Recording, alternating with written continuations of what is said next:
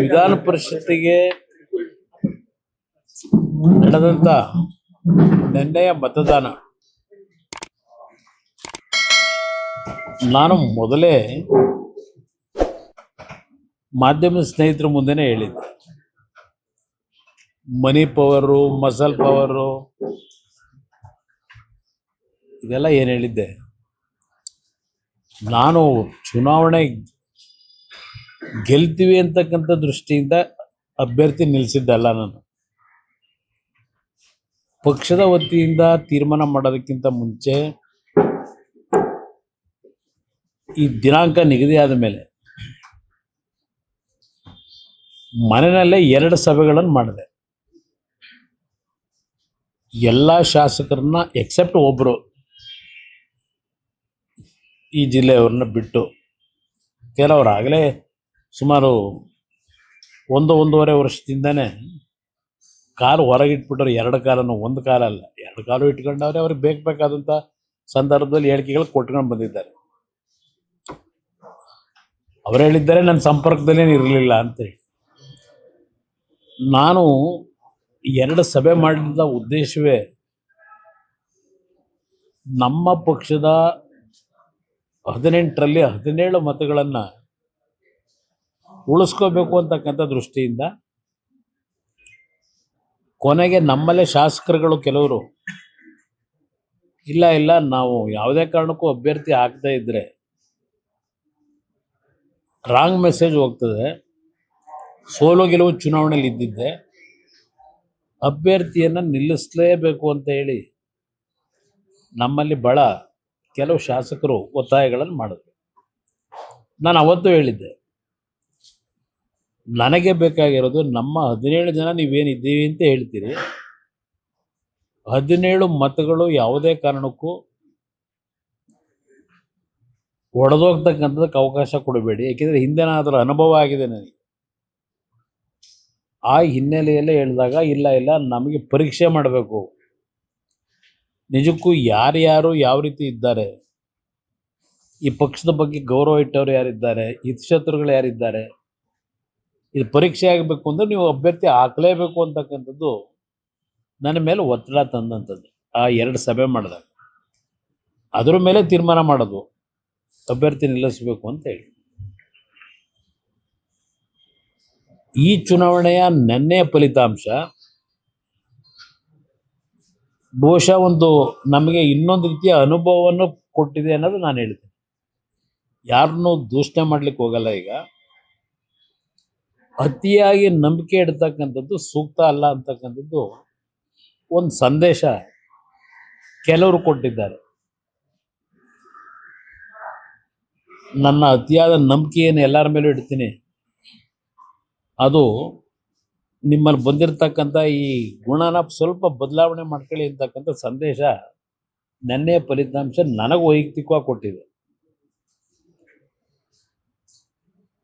ಇಲ್ಲಿ ಯಾರನ್ನ ದೂಷಣೆ ಮಾಡಲಿಕ್ಕೂ ಹೋಗಲ್ಲ. ಈ ಫಲಿತಾಂಶದಿಂದ ಯಾವುದೇ ದೊಡ್ಡ ಮಟ್ಟದ ಬದಲಾವಣೆನೂ ನಾವೇನು ತರಲಿಕ್ಕೇನಾಗೋದಿಲ್ಲ. ನಮಗೆ ನಿಜವಾದ ಒಂದು ಅಖಾಡ ಇರತಕ್ಕಂಥದ್ದು 28ರ ಚುನಾವಣೆ.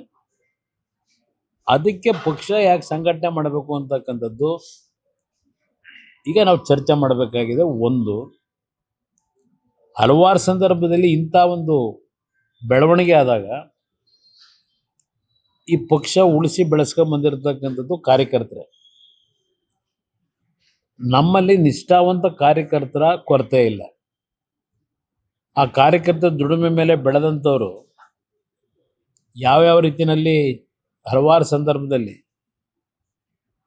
ತೀರ್ಮಾನಗಳು ತೆಗೆದುಕೊಂಡು ಹೋಗಿದ್ದಾರೆ.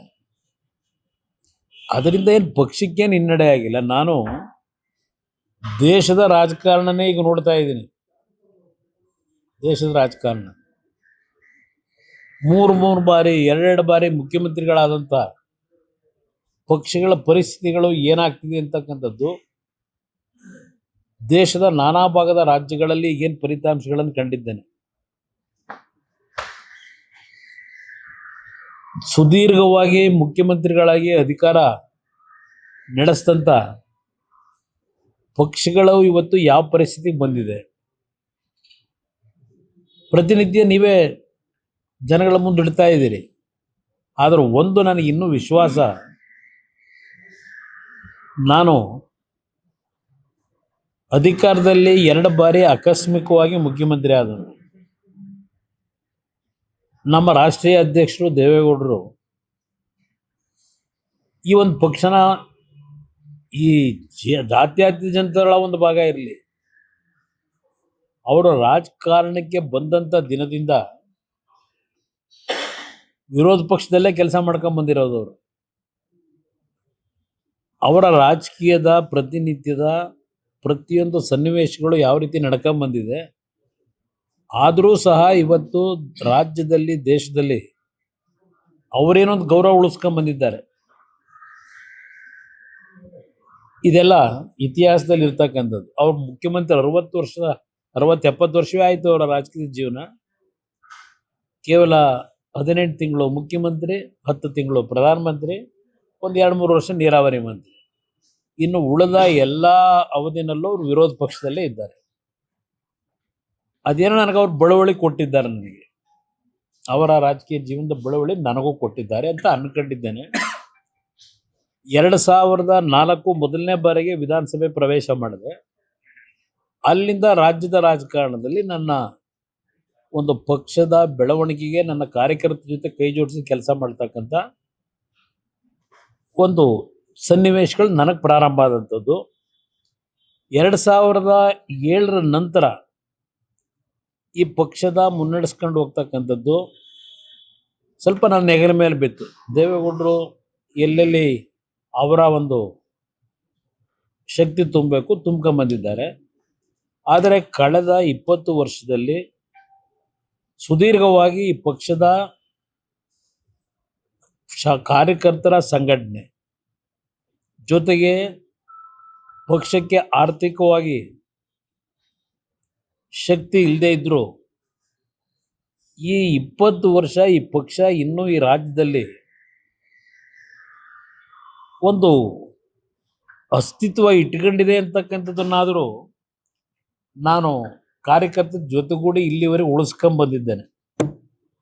ಬೇರೆ ರಾಜ್ಯಗಳಲ್ಲಿ ಏನು ನಡೀತಾ ಇದೆ ಅಂಥ ಒಂದು ಪರಿಸ್ಥಿತಿಗಳು ನನ್ನ ಪಕ್ಷಕ್ಕೆ ಒಂದು ಸಣ್ಣ ಅವಧಿನಲ್ಲಿ ಕೆಲವು ಮೈತ್ರಿ ಹೆಸರಿನಲ್ಲಿ ರಾಜ್ಯ ಆಳಿದ್ದು ಬಿಟ್ಟರೆ ಒಂದು 18 ತಿಂಗಳು, ಒಂದು 14 ತಿಂಗಳು ಇನ್ನೂ ಈ ಪಕ್ಷದ ಗೌರವ ಉಳಿಸಿದ್ದೇವೆ.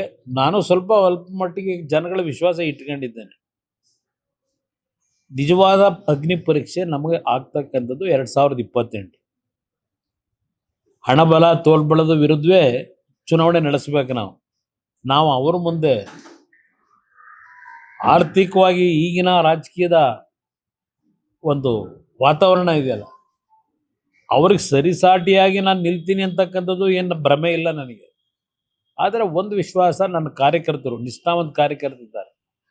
ಶಾಸಕರಾಗಿ ಎಲ್ಲಿ ಬೆಳೆದ ಹೋಗ್ತಕ್ಕಂಥದ್ದು ಈ ಪಕ್ಷದಲ್ಲಿ ಹಲವಾರು ಪ್ರಕರಣಗಳು ಹಿಂದಿಂದ ನಡ್ಕೊಂಡು ಬಂದಿದೆ. ಆದರೂ ಕಾರ್ಯಕರ್ತರು ಈ ಪಕ್ಷ ಏನು ಉಳಿಸಿದ್ದಾರೆ. ಈಗಲೂ ಹೇಳ್ತೀನಿ, ಈ ಪಕ್ಷ ಉಳಿಸ್ತಕ್ಕಂಥದ್ದಕ್ಕೆ ನನ್ನ ಕಾರ್ಯಕರ್ತರು, ನಾನೇನು ಅವ್ರಿಗೇನು ಅಧಿಕಾರ ಕೊಟ್ಟಿಲ್ಲ, ಅವ್ರಿಗೆ ಯಾರಿಗೂ ದುಡ್ಡು ಮಾಡ್ಲಿಕ್ಕೆ ಅವಕಾಶ ಕೊಟ್ಟಿಲ್ಲ. ಅಂಥ ಕಾರ್ಯಕರ್ತರೇ ಇನ್ನೂ ಈ ಪಕ್ಷದಲ್ಲಿ ಉಳ್ಕೊಂಡಿರ್ತಕ್ಕಂಥದ್ದು. ಇಲ್ಲಿ ಕಾರ್ಯಕರ್ತರ ದುಡಿಮೆ ಮೇಲೆ ಬಂದು ಕೆಲವರು ಪಾಪ ಅವರವರ ವೈಯಕ್ತಿಕವಾದಂಥ ನಿರ್ಧಾರಗಳು ಮಾಡ್ಕೊಂಡು ಹೋಗ್ತಾರೆ. ನನಗೆ ನೆನ್ನೆಯ ಚುನಾವಣೆಯಲ್ಲಿ ಯಾರು ಕ್ರಾಸ್ ಔಟ್ ಮಾಡಿದ್ದಾರೆ ನನ್ನ ಹತ್ರ ಸಂಪೂರ್ಣ ಮಾಹಿತಿ ಇದೆ, ಸಂಪೂರ್ಣವಾದ ಮಾಹಿತಿ ಇಟ್ಕೊಂಡಿದ್ದೆ. ಅದರಿಂದ ನಾನೇನು ವಿಚಲಿತನಾಗಿಲ್ಲ. ಯಾರ್ಯಾರು ಕ್ರಾಸ್ ಔಟ್ ಮಾಡಿದ್ದಾರೆ ಅಂತಕ್ಕಂಥದ್ದು ಮೊದಲೇ ನಾನು ನಿರೀಕ್ಷೆನೂ ಇಟ್ಕೊಂಡಿದ್ದೆ, ಅದು ಯಾರಿಂದ ಹೋಗುತ್ತೆ ಅಂತ ಇದೆ. ಅದರಿಂದ ಇದೇನು ಈ ಚುನಾವಣೆಯ ಫಲಿತಾಂಶ, ಕ್ರಾಸ್ ವೋಟಿಂಗು ನನಗೇನು ಯಾವುದೇ ರೀತಿ ಆಘಾತ, ಅಚ್ಚರಿ ಯಾವುದೂ ಉಂಟು ಮಾಡಿಲ್ಲ. ಮೊದಲೇ ನನಗೆ ಇದರ ಅರಿವು ಇಟ್ಕೊಂಡಿದ್ದೆ. ಅದರಿಂದ ನಾನು ಹೆಚ್ಚಿಗೆ ಈ ಚುನಾವಣೆಯಲ್ಲಿ ನಮ್ಮ ಮೊನ್ನೆ ದೇವಸ್ಥಾನಕ್ಕೆ ಹಾಕೋದೆ ಆರಾಮಾಗಿ ನನಗೆ ಗೊತ್ತಿತ್ತು. ನಾನು ಸಾಂಕೇತಿಕವಾಗಿ ನನ್ನ ಪಕ್ಷದ ಶಾಸಕರು ಈಗಲೂ ಯಾವ ರೀತಿ ನಡ್ಕೋಬೋದು ಅಂತಕ್ಕಂಥದ್ದನ್ನ ಪರೀಕ್ಷೆ ಆಗಲಿ ಅಂತಲೇ ಇವತ್ತು ಅಭ್ಯರ್ಥಿ ಹಾಕಿದ್ದಾರೆ. ಅದಕ್ಕೆ ನಾನಾ ರೀಸನ್ಗಳಿದೆ, ಅದು ಬೇಡ ಸಾರ್ವಜನಿಕವಾಗಿ ಬೇಡ. ಇಲ್ಲ ಪಾಪ ಅವರಿಗೆ ಕ್ಷೇತ್ರದಲ್ಲಿ ಅಭಿವೃದ್ಧಿ ಆಗ್ತಿಲ್ಲ ಅಂತಕ್ಕಂಥದ್ದು ಒಂದು ಭಾಗ.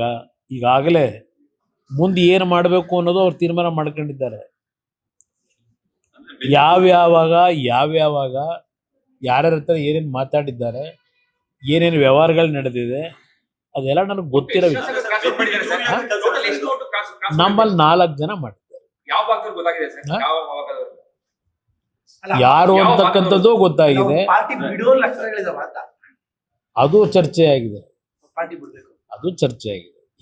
ಹಿಂದೆ ಕಳೆದ 3 ವರ್ಷದಿಂದ ಏನೇನು ನಡ್ಕೊಂಡ್ ಬರ್ತಿದೆ ನಾನು ಗಮನಿಸಿದ್ದೀನಿ, ಏನೇನು ನಡೀತಿದೆ ಅಂತ.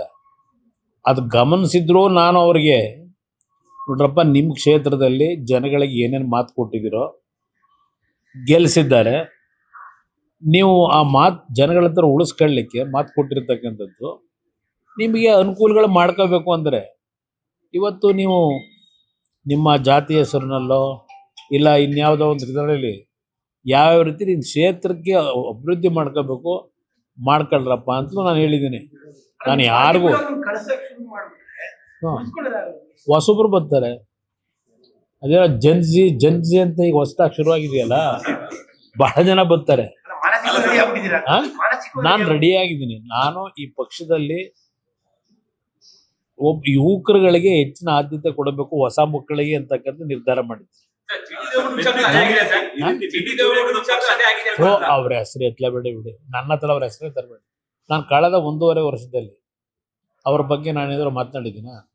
ಮೊನ್ನೆ ಚಾಮುಂಡೇಶ್ವರಿ ಕ್ಷೇತ್ರದಲ್ಲಿ ಸಭೆ ಆಯಿತು, ಅವ್ರ ಹೆಸರನ್ನ ಏನಾದ್ರು ಎತ್ತಿದ್ನ? ನಾನು ಅವ್ರ ಹೆಸರು ಬಗ್ಗೆ ಚರ್ಚೆ ಮಾಡೋದೇ ಬೇಡ. ಯಾವುದು 1 ನಿಮಿಷ ಬ್ರದರ್, ಅಂತಿಮವಾಗಿ ಯಾರೇ ಹೋಗಿ ಚರ್ಚೆ ಮಾಡಿದ್ರು ಅಂತಿಮವಾದ ನಿರ್ಣಯ ನನ್ನ ಕಾರ್ಯಕರ್ತರ ಅಭಿಪ್ರಾಯಗಳೇನಿದೆ ಅದನ್ನ ಇಟ್ಕೊಂಡು ನಾನೇ ತೀರ್ಮಾನ ಮಾಡ್ತೀನಿ. ಅವ್ರು ಯಾರು ವೈಯಕ್ತಿಕವಾಗಿ ಪಾಪ ಅವರವರು ಆತ್ಮೀಯತೆ ಏನು ಇಟ್ಕೊಂಡಿರ್ತಾರೆ ಅದ್ರ ಮೇಲೆ ಹೋಗಿ ಪಾಪ ಏನೋ ಚರ್ಚೆ ಮಾಡ್ಕೋಬಹುದು. ಆದ್ರೆ ಪಕ್ಷದಲ್ಲಿ ಅಂತಿಮವಾದ ನಿರ್ಣಯ ನಾನೇ ಮಾಡಬೇಕಾದಂತ ಅನಿವಾರ್ಯತೆ ನನಗೆ ಸೃಷ್ಟಿ ಮಾಡಿದ್ದಾರೆಲ್ಲ. ನಾನು ಎಷ್ಟು ಬಾರಿ ಹೇಳಿದ್ದೀನಿ ಅವ್ರ ಬಗ್ಗೆ ಚರ್ಚೆನೆ ಮಾಡಬೇಡಿ ನನ್ನ ಹತ್ರ ಅಂತ ಹೇಳಿದ್ದೀನಿ. ಯಾಕೆಂದ್ರೆ ನನಗೆ ಈ ಹೊಸದಾಗಿ ಅನುಭವ ಆಗಿರೋದಲ್ಲ, 3 ಬಾರಿ ಅನುಭವ ಆಗಿದೆ. 2006ರಲ್ಲಿ ಏನಾಯ್ತು, ಆಮೇಲಿಂದ 13ಕ್ಕೆ ಬಂದರು, ಆಮೇಲೆ ಮತ್ತೆ ಆಗೇನೇನು ನಡೀತು, ಮತ್ತಾಮೇಲೆ 18ಕ್ಕೆ ಏನಾಯಿತು, 23ಕ್ಕೆ ಏನಾಯಿತು, ಎಲ್ಲ ನೋಡಿದ್ದೀನಿ. ವೈಯಕ್ತಿಕವಾಗಿ ನಾನು ಏನು ಚರ್ಚೆ ಮಾಡೋಕ್ಕೆ ಹೋಗಲ್ಲ. ನನಗದರ ಅನುಭವಗಳಾಗಿದೆ. 2006 ಪಾರ್ಲಿಮೆಂಟ್ ಅಸೆಂಬ್ಲಿ ಇಲ್ಲಿ ಬೈ ಎಲೆಕ್ಷನ್ ಆಯ್ತಲ್ಲ, ಅಲ್ಲಿಂದಲೇ ನನಗೆ ಅನುಭವ ಆಗಿದೆ ಅವ್ರು ಯಾವ ರೀತಿ ಇದ್ದಾರೆ ಅಂತ ಹೇಳಿ. ಬೇಡ ಚರ್ಚೆ ಬೇಕು. ಇವತ್ತಿನವರಿಗೆ ಏನಾದರೂ ನೀವು ಆ ವಿಷಯದಲ್ಲಿ ನನ್ನ ಸ್ಟ್ಯಾಂಡ್ ಏನಿದೆ, ನೀವು ಹಲವಾರು ಬಾರಿ ಕೇಳಿದ್ದೀರಿ, ನನ್ನ ಸ್ಟ್ಯಾಂಡ್ ಏನು ಅನ್ನೋದು ಹೇಳ್ಬಿಟ್ಟಿದ್ದೀನಿ. ಅದರಿಂದ ನನಗೆ ಅದ್ರ ಬಗ್ಗೆ ಯಾವುದೇ ಕಾರಣಕ್ಕೂ ಯಾರು ಒತ್ತಡಗಳಿದ್ರು, ನಮ್ಮ ಲೀಡರ್ಗಳು ಭಾಳ ಜನ ಒತ್ತಡ ಹಾಕಿದ್ರು, ನಾನು ಅವ್ರಿಗೆ ಏನು ಹೇಳಿದ್ದೀನಿ ನಮ್ಮ ಲೀಡರ್ಗಳಿಗೆ ಗೊತ್ತು. ಲೇಟೆಸ್ಟ್ ಹಾಗೂ ಇಂಟ್ರೆಸ್ಟಿಂಗ್ ಸುದ್ದಿಗಳಿಗಾಗಿ ಬಾಸ್ ಟಿವಿ ಕನ್ನಡ ಚಾನೆಲ್ನ ಸಬ್ಸ್ಕ್ರೈಬ್ ಮಾಡಿ, ಹಾಗೆಯೇ ಬೆಲ್ ಐಕಾನ್ ಪ್ರೆಸ್ ಮಾಡಿ. ಇದರ ಜೊತೆಗೆ ಫೇಸ್ಬುಕ್, ಇನ್ಸ್ಟಾಗ್ರಾಮ್, ಎಕ್ಸ್ನಲ್ಲೂ ಮಿಸ್ ಮಾಡದೆ ಫಾಲೋ ಮಾಡಿ.